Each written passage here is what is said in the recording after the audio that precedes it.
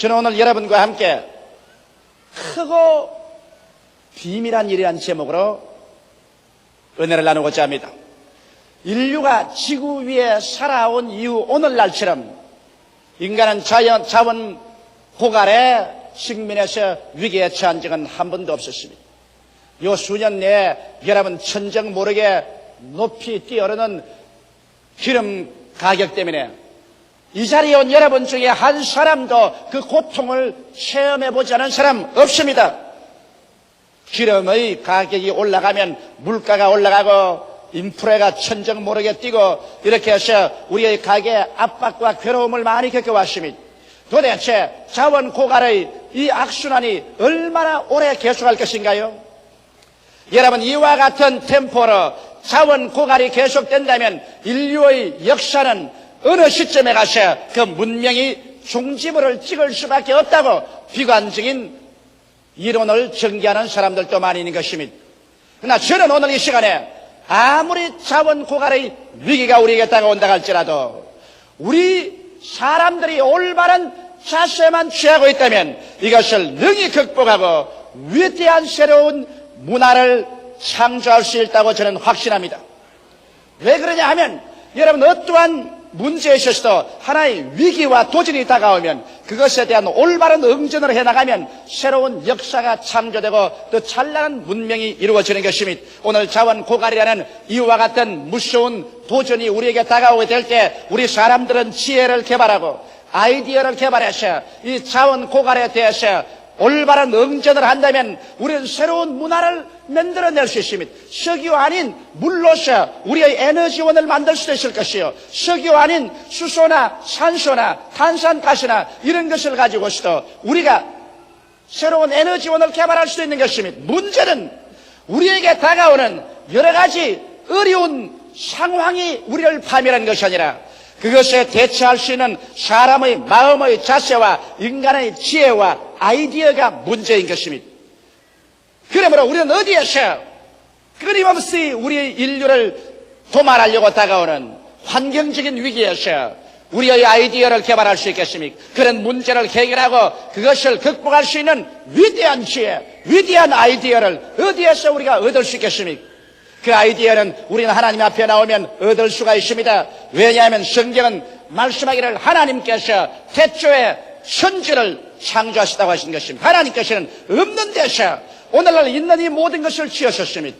그러므로 하나님에게는 무궁무진한 아이디어가 계신 것입니다. 성경에는 말씀하기를 일을 행하시는 여호와, 그 일을 지어 성취하는 여호와가 이렇게 말하노라. 너희는 내게 부르짖으라. 내가 내게 응답하겠고 크고 비밀한 일을 너에게 보여주려고 말한 것입니다. 여기에서 말하는 이 크고 비밀한 일이란 도대체 무엇일까요? 이야말로 우리 인간이 상상할 수 없는 하나님의 아이디어인 것입니다. 하나님께서 지혜와 아이디어를 우리에게 주셨어요. 그래서 어떠한 문제도 능히 해결할 수 있게 해주시겠다고 약속하신 것입니다. 이러기 때문에 하나님을 믿는 사람, 우리 주 예수 그리스도를 경외하는 사람은 우리가 이 땅에 살면서 어떠한 자원 고갈이 다가오든지 어떠한 환경적인 위기가 다가오든지 우리가 기도하고 하나님을 앙망하고 하나님을 기다리며 하나님을 찾고 하나님을 의지하는 이상 염려 근심하거나 파멸할 도리가 없는 것입니다. 나는 그래서 오늘 여러분과 함께 어떻게 하면 우리의 생활 가운데 크고 작은 문제들을 극복하고 해결하고 우리의 삶을 더 풍성하고 승리로운 삶으로 이끌어 나갈 수 있을까? 거기에 대한 하나님의 크고 비밀한 일을 여러분에게 말씀드리고 싶습니다. 첫째로 우리가 우리의 삶의 승리를 얻기 위해서는 여러분께서 그 무엇보다도 하나님 앞에서 아이디어를 구해야만 되는 것입니다. 오늘 우리가 보는 이 모든 문명의 발전이란 인간의 마음속에서 우러나온 아이디어로 말미암아 이러한 것이 이루어진 것입니다. 그렇기 때문에 우리가 문제가 어려울수록 더 위대한 아이디어만 개발하면 되는 것입니다. 절대로 인류는 자연자원 고갈로 말미암아 망하지는 않습니다. 아이디어가 고갈해지면 그때 인류는 망하고 마는 것입니다. 여러분의 문제로 말미암아 여러분은 패망하지 않습니다. 여러분의 마음에서 아이디어가 넘쳐나오지 아니하면 그때 여러분은 망하고 마는 것입니다. 어떠한 도전도 거기에 대해서 위대한 아이디어로 응전하면 새로운 성공을 가져올 수가 있는 것입니다. 이렇기 때문에 우리는 아이디어를 하나님께 간절히 구해야 되는 것입니다. 우리 하나님께서는 오늘날도 당신 속에서 크고 비밀한 것을 가지고서 주께 부르짖는 사람에게 이것을 나타내 주기 위해서 기다리고 계신 것입니다. 저는 근본에 핀란드의 헬싱키에 갔을 때 굉장한 아이디어 하나를 보았습니다. 그곳에 핀란드의 헬싱키의 도심지에 락샤츠라고 바위 교회가 있습니다. 이 바위 교회는 세계적으로 유명해서 하나의 관광 코스가 되어 있습니다. 그 왜 락처치가 유명하게 됐느냐? 그것은 핀란드 헬싱키 시당국에서 토지 이용상 도시 한가운데는 교회를 짓지 못하도록 그렇게 설정을 해놓았습니다. 그런데 그곳에 있는 루트란 교회가 도시 한가운데 교회를 세우기는 세워야 되겠는데 시당국에서 절대로 허락을 안 해주니까 어떻게 교회를 세울 것이냐. 그래서 그들이 모여서 구수회담을 하고 기도를 하는데 그 루트란 건축가 두 사람이 아이디어가 떠올랐습니다. 왜냐하면 헬싱키 도시 한가운데 큰 바위 덩어리가 있습니다.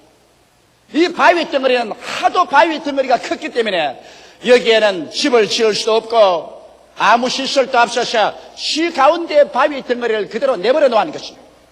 그런데 여기에 이 건축가 두 사람이 아이디어를 개발한 것입니다. 구태여 교회라고 해서 반드시 기초를 놓고 기둥을 세워서 지붕을 덮어야 교회가 될 리가 있겠는가? 그 바위를 그대로 파서 문만 뚫어 놓으면 바위 교회가 될 것이 아닌가? 그렇다면 시에서는 교회를 못 지으라고 할 이유가 없는 것은 바위 그대로 내버려 놓고 바위 속을 이렇게 뚫어 가지고서 지붕만 싹 덮어버렸으니까 역시 바위이지만 다른 것이 있는가? 그렇게 아이디어가 개발되어서 시에 그것을 요청했고 시의 허락을 받아서 그 바위를 거창스러운 바위를 그대로 싹 파가지고서 뚜껑만 싹 덮어가지고서 문을 떨어놓으니까 희한한 바위 교회가 되어버리고 마는 것입니다. 그래서 저희들이 그 바위 교회 안에 들어가 보니까 벽도 바위요, 땅바닥도 바위요, 전체가 바위 그대로 파놨는데 천정만 덮어놨었습니다. 그래 놓으니까 참 안에 들어가니 자연스럽고 인공미가 가해지지 않은 만세반세 우리 주 예수 그리스도를 상징하는 바위 교회로서 멋들어지기가 한량없어요. 그래서 아이디어는 문제를 해결한다는 그 사실을 저는 다시 한번 마음속에 깊이 느꼈습니다. 모든 다른 사람들이 도시 내 교회를 지을 수 없다고 말할 때 두 사람의 건축가의 머릿속에 들어온 아이디어는 훌륭한 바위 교회를 지어서 쓸모없는 바위가 오늘날 헬싱키시에서는 세계에서 저하는 관광객들의 관광 코스가 되어버리고 마는 것입니다. 성경은 야고보서 1장 5절로 8절에 이렇게 말하고 있습니다. 너희 중에 누구든지 지혜가 부족하거든 모든 사람에게 후히 주시고 꾸짖지 아니하시는 하나님께 구하라. 그리하면 주시리라. 오직 믿음으로 구하고 조금도 의심하지 말라. 의심하는 자는 마치 바람에 밀려 요동하는 바다 물결 같으니 이러한 사람은 무엇이든지 죽게 얻기를 생각지 말라. 두 마음을 품어 모든 일에 정함이 없는 자로다. 우리 주님께서는 여러분에게 오늘날 지혜를 주시기를 원하시고 계신 것입니다. 그러므로 지혜가 부족하거든 하나님께 구하라고 말하고 있는 것입니다. 지혜라는 것이 바로 생활의 아이디어인 것입니다. 이 아이디어를 구하라. 구하되 정말 하나님이 아이디어를 주실 것이냐 안 주실 것이냐 이렇게 의심하면서 구하지는 말라. 이런 사람은 두 마음을 품어 요동하는 바다 물결 같아서 이런 사람에게는 하나님이 아이디어를 안 주신. 그러나 하나님께서 너희는 내게 부르시라. 내가 내게 응답하겠고 크고 비밀한 일을 내게 보여주라 하신 말씀 그대로 전혀 신념을 가지고서 주님께 기도하면 주께서 여러분과 나에게 문제를 해결할 수 있고 위기를 처리하여 더 위대한 삶을 창조할 수 있는 놀라운 지혜 하나님의 아이디어를 우리에게 아끼지 아니하고 주시겠다고 약속해 주신 것입니다. 이러므로 우리는 크고 적은 일에 있어서 모두 다 하나님의 아이디어를 받아서 인생을 기차게 위대한 삶으로 이끌어 나갈 수가 있는 것입니다. 그러면 여러분께서 하나님께 기도하셔. 여러분의 마음속에 기발한 크고 비밀된 아이디어가 돌아오면 어떻게 할까요? 둘째로 그 아이디어에 꿈의 옷을 입혀야 되는 것입니다. 여러분, 아이디어가 하나의 계란이라고 말한다면 여러분 꿈은 앙탁이 그 계란 위에 앉아서 계란을 품고 있는 것과 같은 것입니다. 여러분께서 시골에 자라셨으면 시골에서 이런 봄철이 되면 계란을 품겨서 병아리를 깝니다. 계란 위에 앉아있는 암탉이 여러분 모이도 주워 먹지 않냐고 눈이 새빨갛게 해서 깜빡깜빡하고 앉아있는 모습을 본 사람이 있겠죠.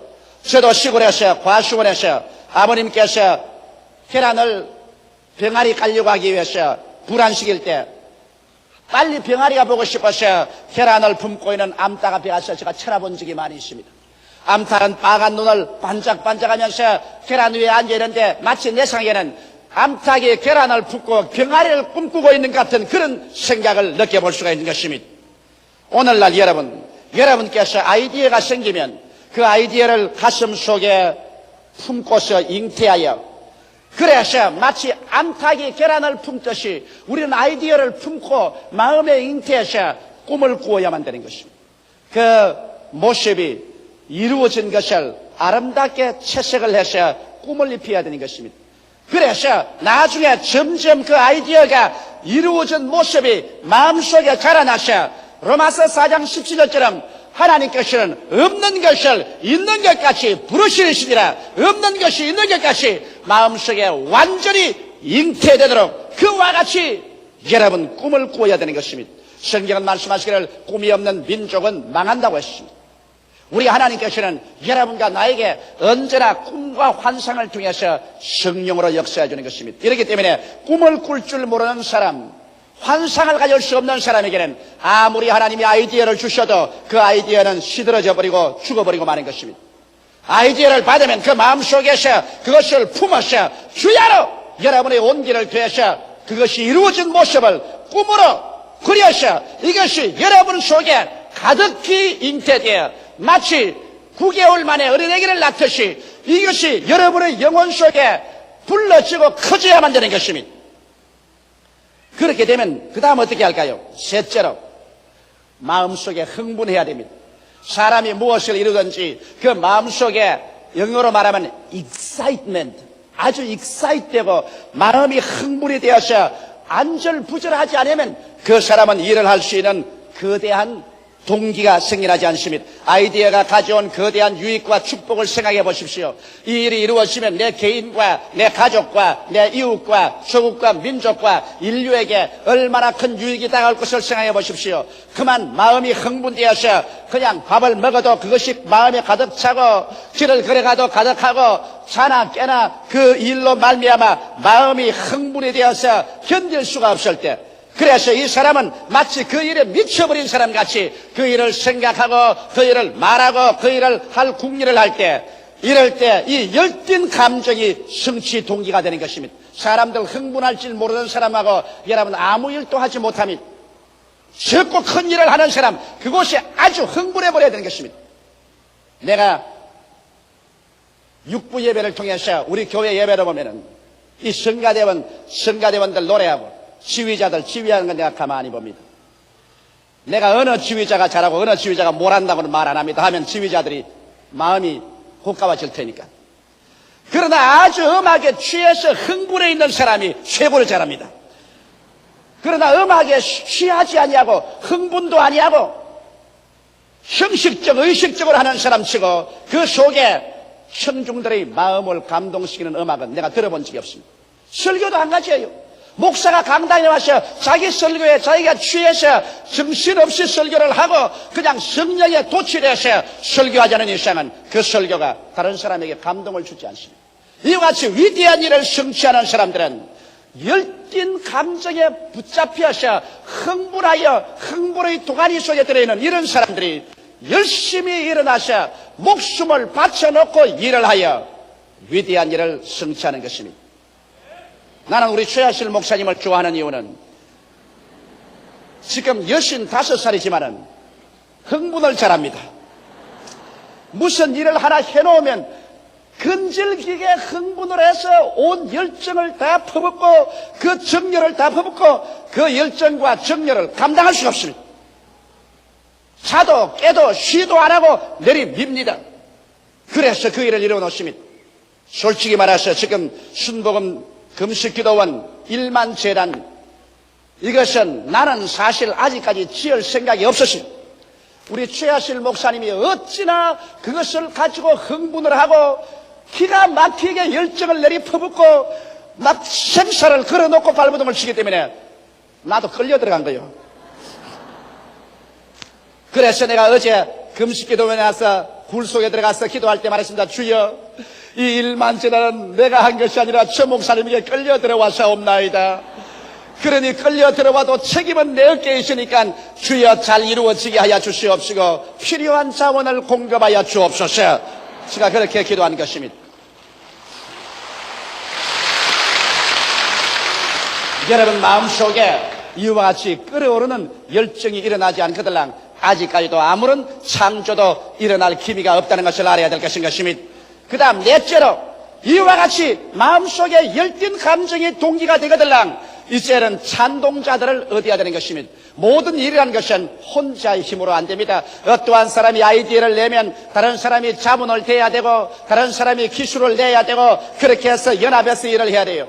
어떠한 일이라도 팀워크가 이루어지지 아니하면 위대한 일은 이루어지지 않습니다. 하나님께서 천지를 지으실 때도 하나님께서는 성부 아버지가 모든 계획을 세우시고 성자 예수님이 직접 나와서 일하시고 성령 하나님께서 모든 능력을 다 제공하여 주셔서 성삼위일체 하나님의 팀워크를 통해서 오늘 천지와 만물이 이루어진 것입니다.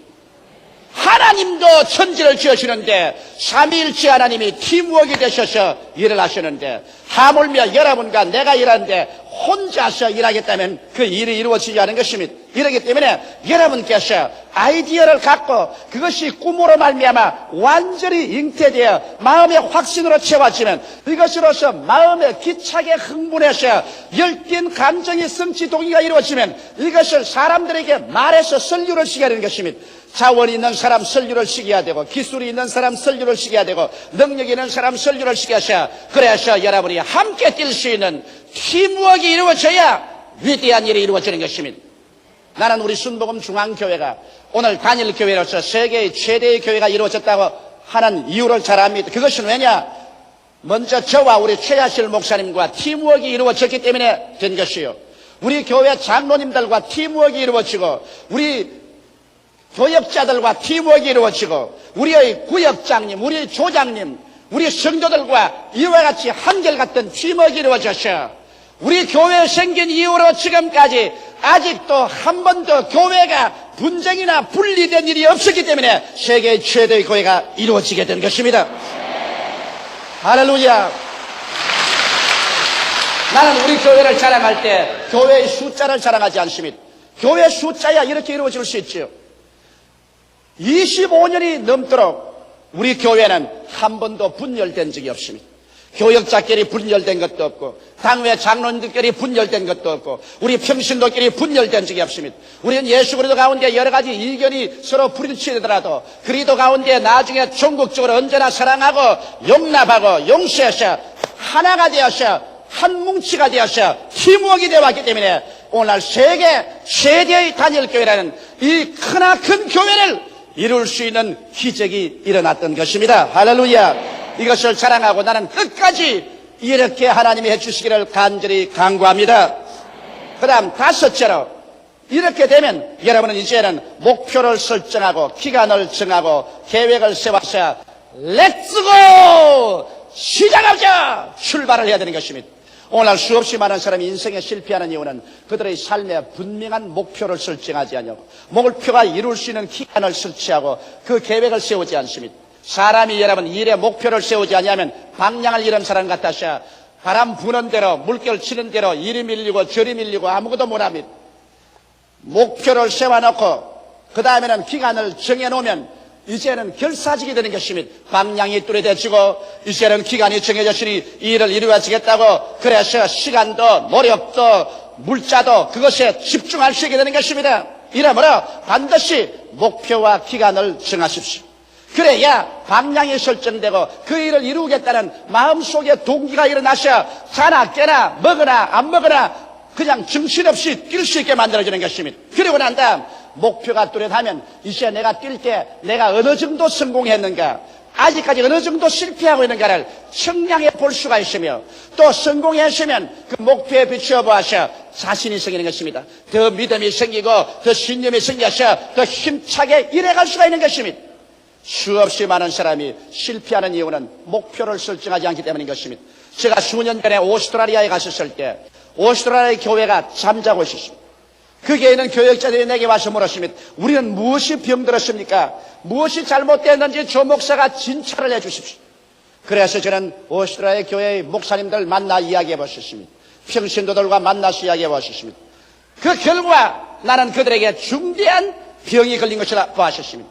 그들은 지난 10년 동안에 오스트라리아 하나님의 성회가 2%밖에 성장하지 않았다고 말한 것입니다.